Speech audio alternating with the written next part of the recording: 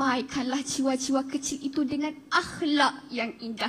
Nescaya tanah itu akan lebih subur dengan nilai-nilai yang indah. Luar biasa. Jangan biarkan kerugian. Halo teman-teman semua, Assalamualaikum warahmatullahi wabarakatuh. Apa kabarnya nih teman-teman semua? Semoga sehat selalu ya. Dan kembali lagi bersama aku Rizky tentunya. Kali ini kita masih mau ngelanjutin requestan dari teman-teman semua. Thank you untuk teman-teman yang sudah kirimin link requestnya ke DM Instagram aku @rizky ya. Wah, pidato dalam bahasa Melayu. Sekalian belajar ya mengenal bahasa Melayu di negara Malaysia tentu saja. Langsung saja kita nonton videonya. 1, 2, 3. Kita beralih ke peserta yang seterusnya, peserta terakhir bagi kategori IPT. Dipersilakan Yasmin Sofiah binti Muhammad Ilyas dari Universiti Islam Antarabangsa Malaysia, Gombak. Oke. Segala hormatnya maju mempersilakan.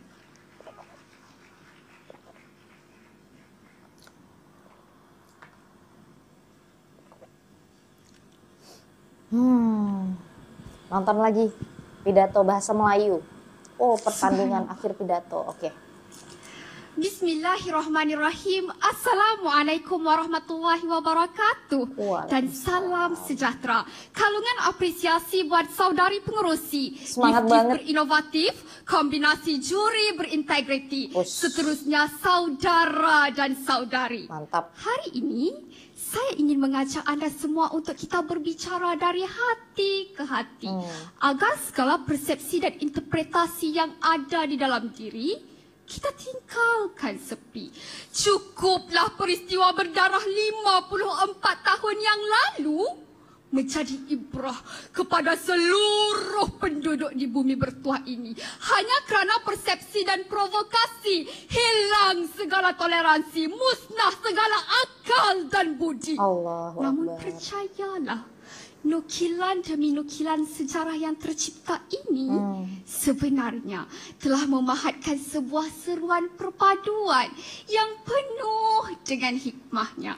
Berkat kesabaran dan kejituan pemimpin pada ketika itu, yang keruh kita berjaya jernihkan, yang hitam kita telah putihkan, dan yang marah kita mampu redakan. Bagus siulan ungkapan rukun negara mula meniti di bibir rakyat jelata sejak 31 Ogos 1970 sehingga ke hari ini. Namun, rukun negara ini seolah-olah ditinggal sepi, dibiarkan tanpa ada yang mengerti. Sehingga kan moral dan jati diri diambang kemusnahan yang abadi.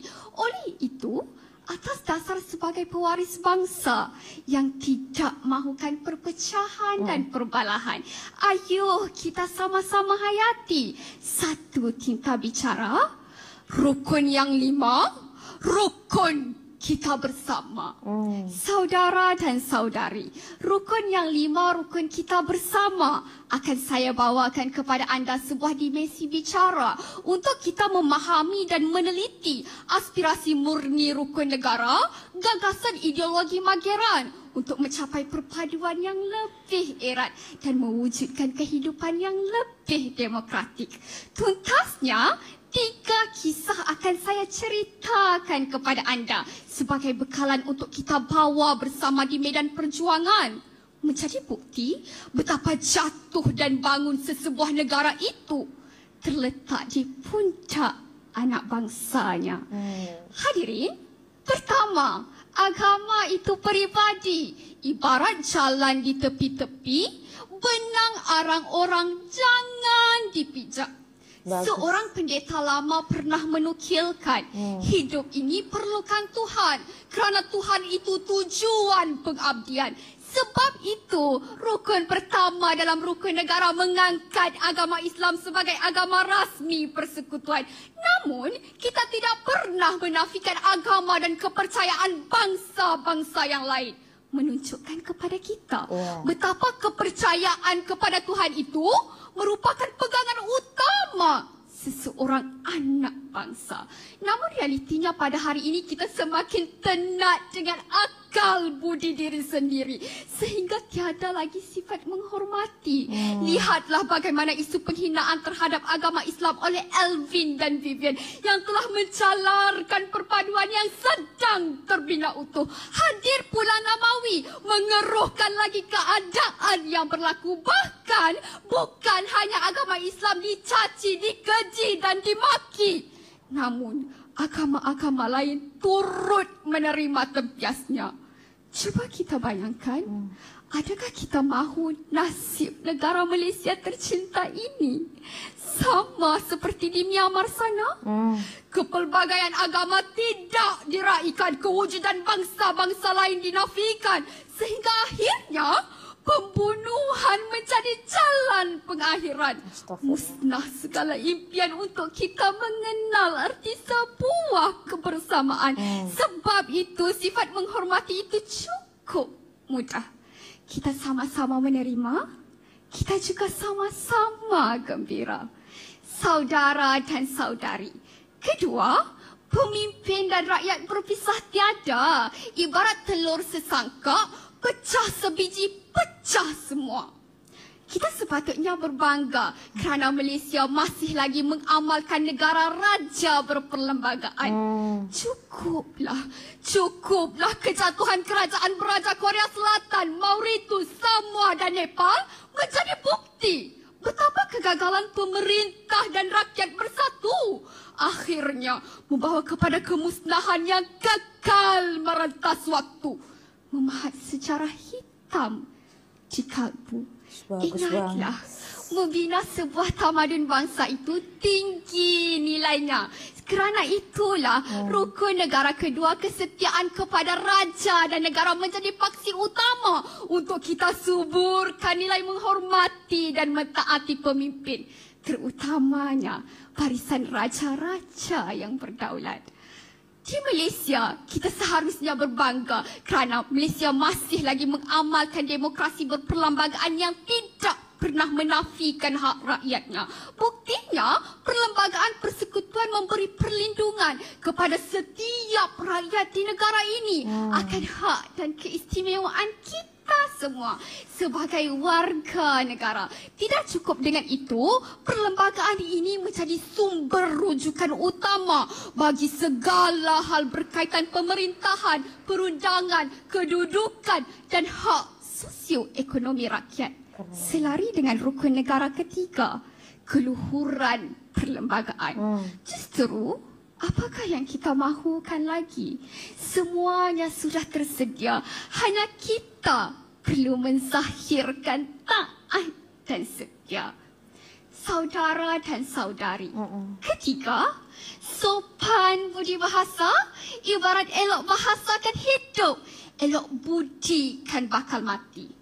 Hidup di abad ke-21 ini sememangnya satu cabaran yang amat besar bagi kita. Perkembangan teknologi memberi kata dua, menjadi lebih baik atau menjadi lebih binasa. Sedar atau tidak, nilai moral dan etika rakyat di negara ini semakin hari semakin berkurangan. Sehingga jolokan Malaysia yang tinggi nilai budi dan bahasanya kian ketinggalan. Dahulu, kita cukup agung dengan budaya yang penuh dengan budi.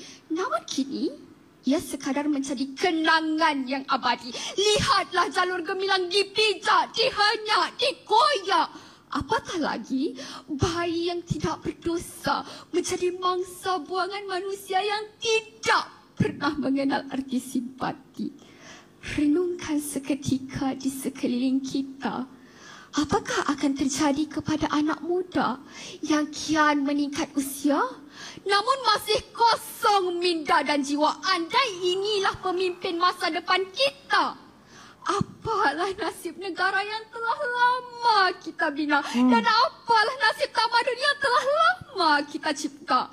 Benar kata Saidina Ali kepada anak-anaknya, andai tanah ini dibina dengan jiwa yang kosong, pasti lahir golongan yang tidak berbudi. Semaikanlah jiwa-jiwa kecil itu dengan akhlak yang indah. Nescaya tanah itu akan lebih subur dengan nilai-nilai yang indah. Luar biasa. Jangan biarkan keruntuhan tamadun Turki Utsmaniyah kembali berulang di negara ini kerana sikap pemimpin dan rakyatnya yang hanyut dengan duniawi. Sehingga mereka terlupa negara sedang jatuh di mamah mulut sendiri kerana hilangnya nilai dan budi.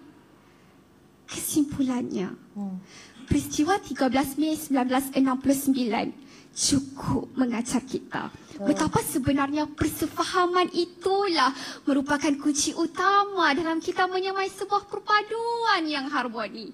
Rukun yang 5 itu sematkan dalam jiwa dan hati, zahirkan dengan perbuatan yang murni. Dan hayatilah dengan penuh akal dan budi.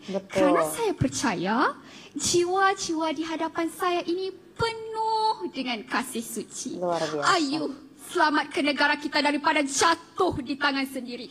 Biarlah kita rebah menahan kerikil yang jatuh menimpa, namun akhirnya kita mampu tersenyum bahagia melihat istana tamadun bangsa yang tersergap indah dengan rukun-rukunnya. Percayalah, rukun yang 5, rukun kita bersama. Sekian, wabillahi taufiq wal hidayah. Wassalamualaikum warahmatullahi wabarakatuh. Waalaikumsalam warahmatullahi wabarakatuh. Luar biasa ya teman-teman. Jadi wow, suaranya tegas sekali, lantang, intonasinya keren gitu ya teman-teman. Jadi ada kalanya tegas, naik turunnya intonasinya bagus sekali. Temanya memang udah luar biasa. Diisi dengan isi pidatonya yang sangat lengkap gitu ya. Isu-isu politik yang dihadirkan gitu ya. Untuk ya itu tadi, membuat negara Malaysia lebih baik lagi ke depannya. Pesan kesannya tentu saja luar biasa ya. Wow, itu ya teman-teman ya.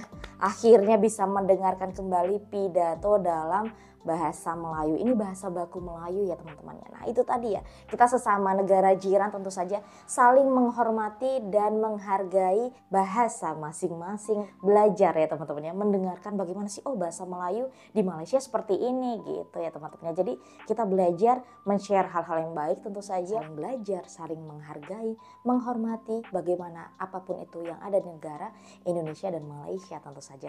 Dan oke teman-teman, demikiannya video kita kali ini. Sudah senang bisa men-share hal yang baik seperti ini. Wassalamualaikum warahmatullahi wabarakatuh. Sampai jumpa lagi di videoku selanjutnya. Bye bye, see you next time, bye. Love is true.